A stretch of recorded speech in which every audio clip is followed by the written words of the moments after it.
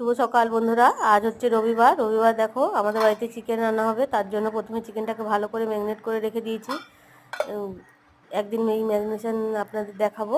তারপর আলুটাও ভেজে রেখেছি। কড়াইতে সরষের তেল গরম করে গোটা গরম মশলা, গোটা জিরে আর দুটো তেজপাতা ফোড়নে দিয়ে দিয়েছি। ফোড়নটা একটু লাল লাল করে ভাজা ভাজা হয়ে গেলে এক বাটি পেঁয়াজ কুচি দিয়ে দিয়েছি। পেঁয়াজটা একটু ভাজা ভাজা হোক। ভাজা ভাজা হতে একটা টমেটো কুচিও দিয়ে দিয়েছি। টমেটোটাও ভালো করে নেড়ে চেড়ে যে ম্যারিনেট করা চিকেনটা ছিল সেটাও দিয়ে দেবো। সেটা দেওয়া হয়ে গেলে এবার ভালো করে নেড়ে চেড়ে কষাতে থাকবো। আমি একটু ঢাকা দিয়ে কষাবো, গ্যাসটা মাঝারি আঁচে করে ভালো করে নেড়ে চেড়ে কষাতে থাকবো।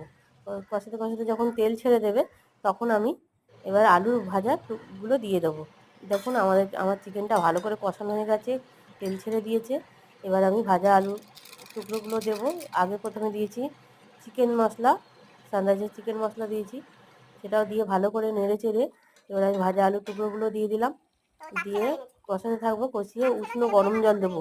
আমি প্রায় দিন তরকারিতে উষ্ণ গরম জল দিই, তার জন্য টেস্টটা খুব ভালো হয়। আপনারাও চেষ্টা করবেন উষ্ণ গরম জল দেওয়ার।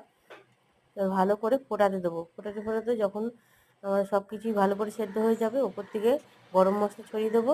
এটা আমার ঘরের তৈরি গরম মশলা, এরও ভিডিও দেওয়া আছে, দেখে নেবেন। দারুণ হয়েছিল, একবার এইভাবে করবেন। ভিডিওটা দেখার জন্য ধন্যবাদ।